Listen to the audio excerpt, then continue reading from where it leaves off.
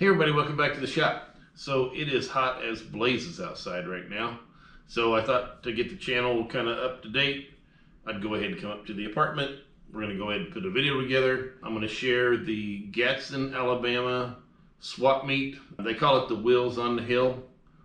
This year was the 8th annual show. It was a smaller swap meet, but it was a decent swap meet. Definitely worth the time. I had also brought up my trailer in the black coupe in order to sell it. I had got the black coupe mocked up really nice, I thought, in order to get it sold. Put it on a 32 frame, and then I dressed it up with a hood and the grill, and it really had a good look at the show. It caught a lot of attention, but it didn't get sold at the show. So I ended up having to drag it all the way back, probably doubled my gas consumption going up there and back, but hey, I brought back some really neat treasures. We can go through those at the end of my footage of the swap, and I thought you might want to check it out. So let's get going.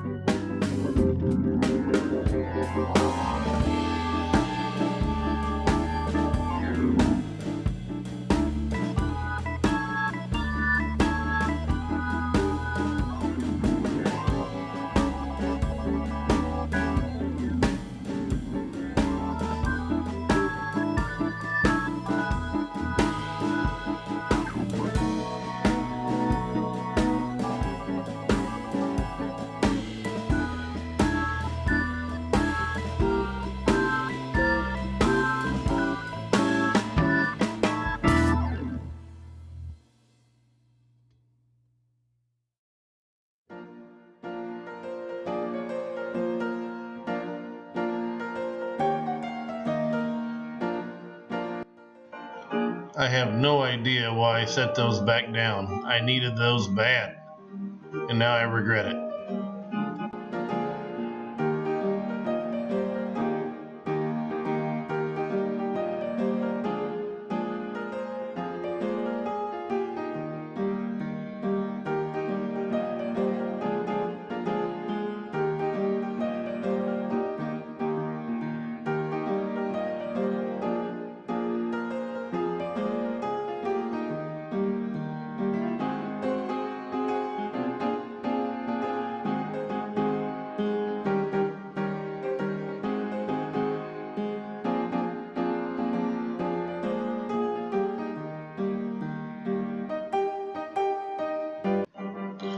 I tried to get some better shots of the basin area, but wasn't able to reach out far enough. Maybe next year I'll try to get that better. But it was a beautiful sight.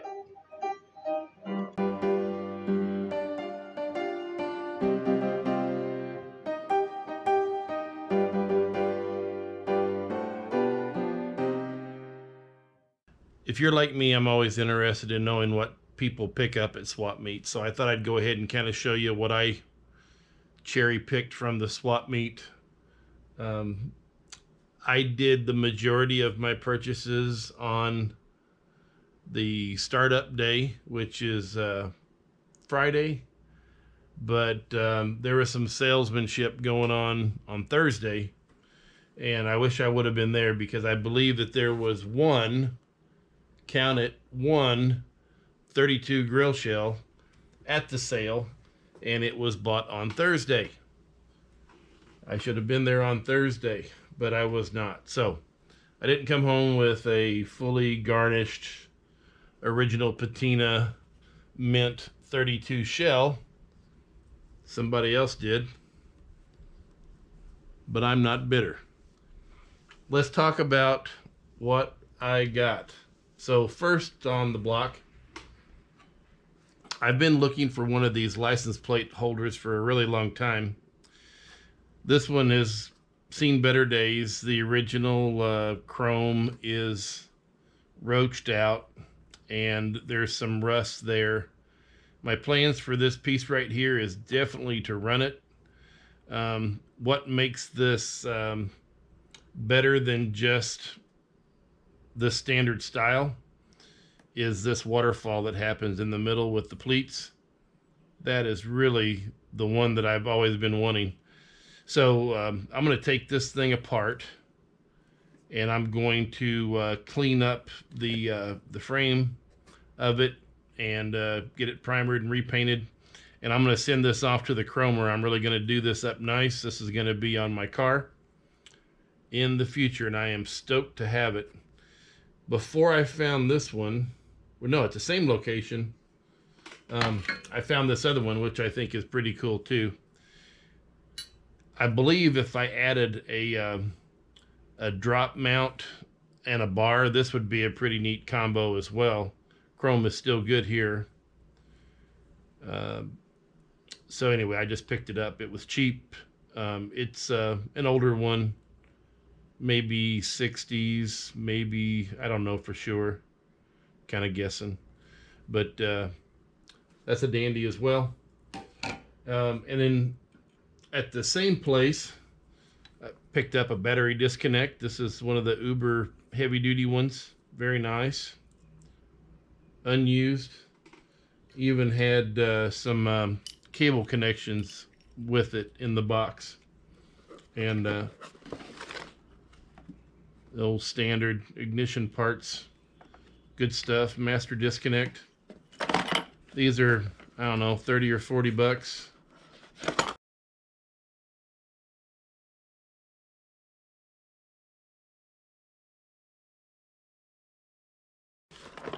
Everything was cheap. What else? Got some Peekaboo mirrors. These are universal. 2 brand new ones, never been installed before. Threw me because it was completely turned around the wrong way. It wasn't going to work on either of my doors. And then I realized that I can change this part here around by unscrewing that. And then this screw right here allows you to flip this on the other side. So after flipping both of these both ways, I then had a right and a left. Now these aren't super expensive ones. I would say these are the value line of Peekaboo mirrors. And I would also say probably stainless, and this is chrome. So I just keep them cleaned up as good as I can, and I'm sure they should do fine. But I've got a nice new set. I will say these go for like 50 bucks a piece, and I got them both, I believe, for 25 bucks. So I saved some money on that for sure. I love taillight options.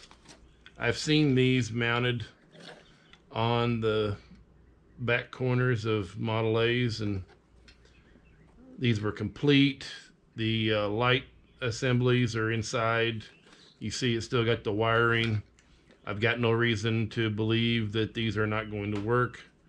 I picked them up just because I like options. Really good deal on those.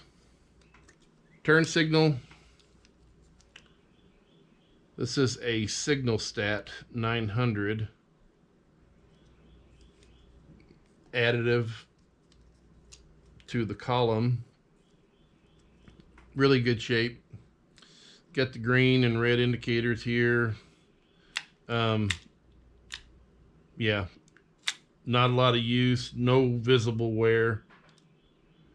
It does look like it was installed before just by looking at the ends of the wires, but then again, maybe not, because they're all the same exact length. So I don't know. Super deal. Happy to have it. Add it to the stockpile. So now, here's another alternative I've seen as far as I had rear license plates on my brain. These are some interesting lights that guys use to put on the back of their trunk, or the panel that goes underneath the trunk lid. And I basically bought 2 to make one. This one has got a cracked lens, but the overall surface is good, with the exception it's been kind of kicked to this side right here, but I think I can straighten that out and make something happen out of that. I believe it breaks down pretty easy to make all those repairs. This one's got a pretty good shape. It's got a good lens still, but it's a little bit rougher. It's got a little bit of dents and dings in it that's going to have to get some work. I think the patina is pretty cool. There's like 4 car colors here: yellow, green, blue, and maybe 3. Maybe a gray too. Yep, a gray. That makes 4. So anyway, I got those 2, and then I saw this right here. It looks like a thimble, but I believe that this is a replacement lens that fits inside there. If that's so, I'm going to have 2 complete ones when I'm done messing with it. So those were neat. next was this big gear puller. This is a C6 made by Super C6. Doesn't look like it was used that much. I don't think I have a puller that's this large. Happy to have it. Next on the list, this is an older plate frame, and it's made out of stainless. I don't know exactly the age on this, but it could be anywhere from 60s to 80s. Really not sure. I popped in this Florida plate because I like it better than the Alabama antique vehicle plate that was in it. Opens up like that right there. Good shape on the inside. The mounting panel. The one gripe that I have is that it doesn't line up. The holes don't line up with the plate right now, so I would have to do some adapting to make it work out right. So there's that. Picked up something for the 2829 two-door sedan. This fella had a bunch of Model A parts, antique restoration sort of parts, but these are anti-rattle pieces for the windows for a two-door sedan. They're from Britton's. They're brand new. I didn't have any anti-rattle action for the 2829 yet, and I got these uber cheap. I think I paid, well, I know I paid $10 for these right here, and I think that they are 40 bucks a piece, a pack, I think. Really good deal there. Here is something, Harbor Freight. They've been around a little bit longer than I originally thought. This invoice here says Harbor Freight Salvage Company, and it's dated 1986, and it was for this Aerosol. This is a Central Pneumatic, and it uses this sort of blade right here. I think I've got some of these. Don't know how well it works. It's all lubed up. It's never been used. And this is where my GoPro stops working. A 34 grill shell, Offenhauser valve covers, and this neat 25-26 Buick 6 gauge cluster. Pretty awesome.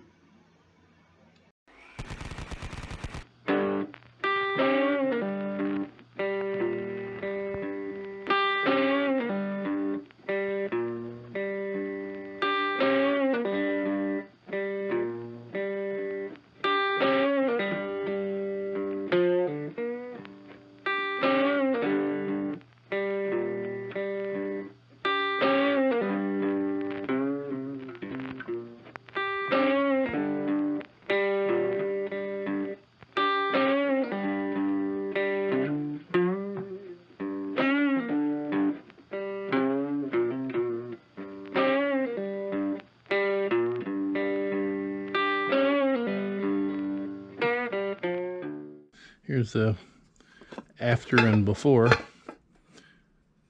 I think I missed a few steps. So this is just a kind of like a first look. This area in here probably needed to be cleaned up a little bit more than what I did, rather than just go into the buffing.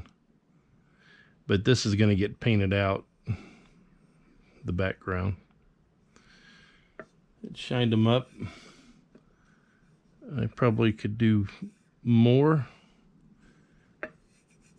but that's kind of like an early look. You can see how flat that one is.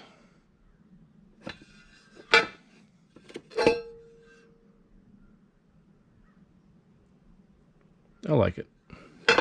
So now we know what the potential is.